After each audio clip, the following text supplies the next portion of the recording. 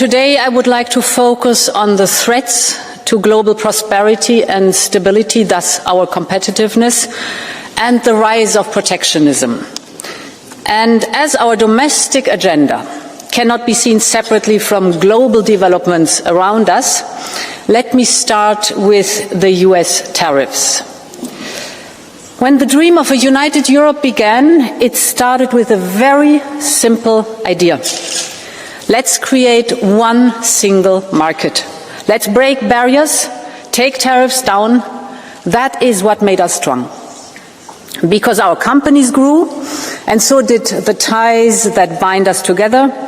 And then in the same spirit, we worked with partners across the world, including the United States. We built strong connections that we believed were unbreakable.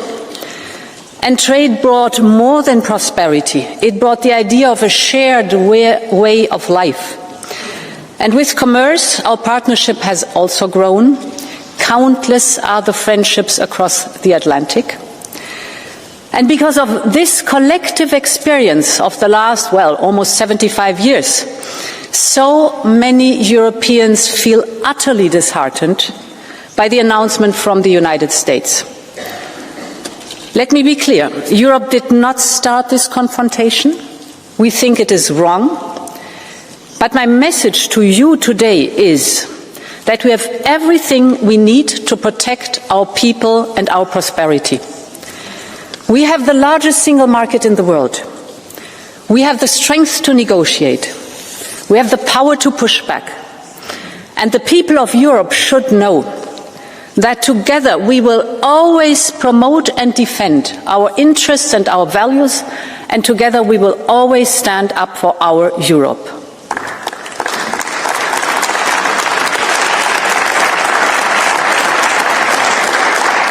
So far, the US administration has announced a 25% increase of tariffs on imports of steel and aluminium, cars and car parts. The next sectors facing tariffs will be semiconductors, pharmaceuticals and timber. And tomorrow we expect another announcement with so-called reciprocal tariffs that will immediately apply to almost all goods and many countries in the world. Of course, there are severe issues in the world of trade, without any question. Overcapacities, we know about the imbalances, we see unfair subsidies, denial of market access, or the IP theft. And I hear Americans when they say some others have taken advantage of the rules. I agree. We also suffer from it.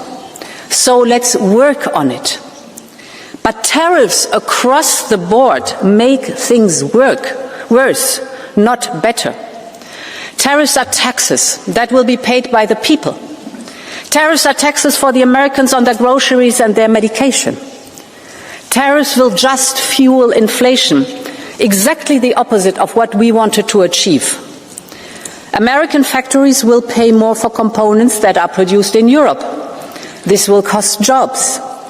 It will create a bureaucratic monster of new customs procedures.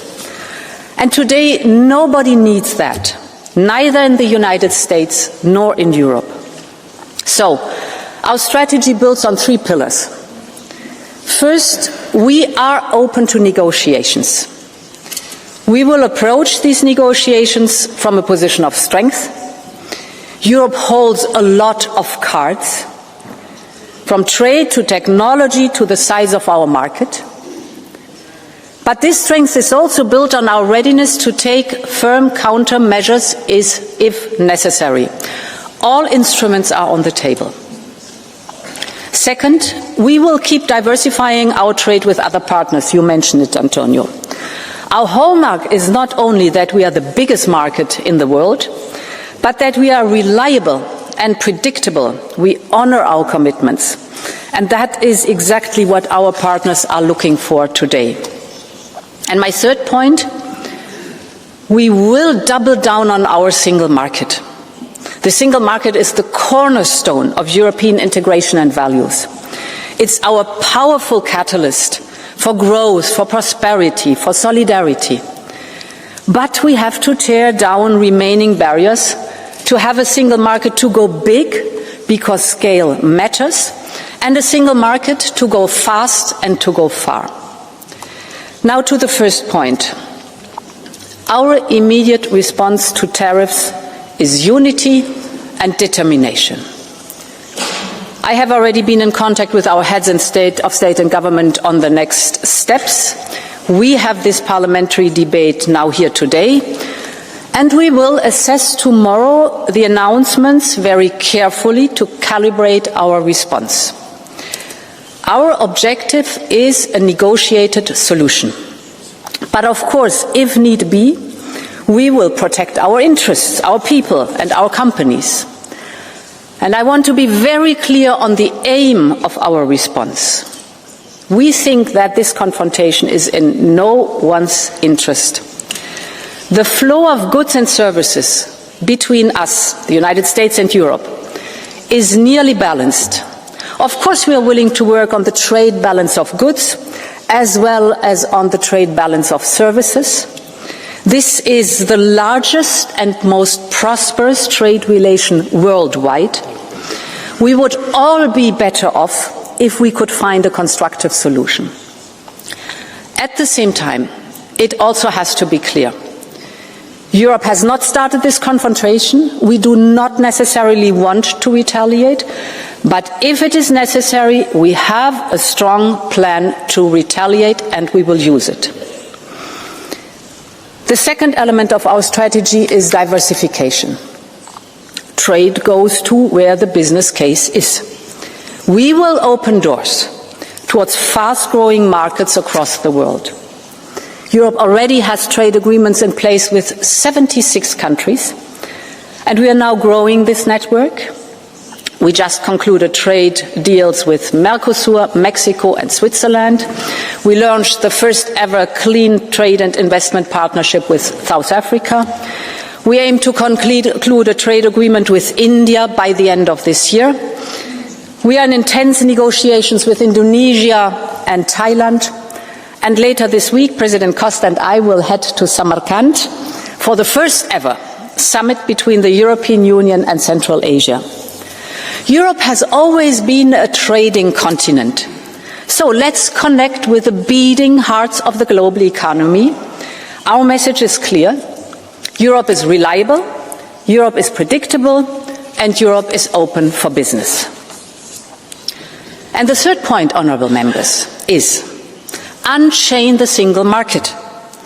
There are too many obstacles that tie down our businesses, and we have to do our homework.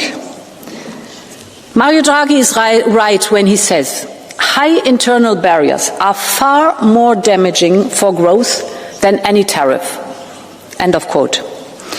The single market, as I said, was born to tear down barriers between the countries, to erase customs and duties, and to make business inside the European Union as easy as possible. So we must go back to that idea and fulfill it. It must be easier for SMEs to sell the same product in all member states instead of relabeling it 27 times to comply with national laws. It must be easier for professionals to work across borders instead of getting stuck with different national bureaucracies.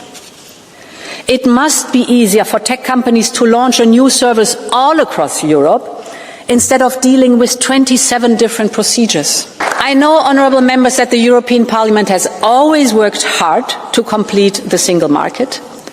Now we have the generational opportunity to get it done. We have a strong consensus on the Draghi and Letta report among all of us.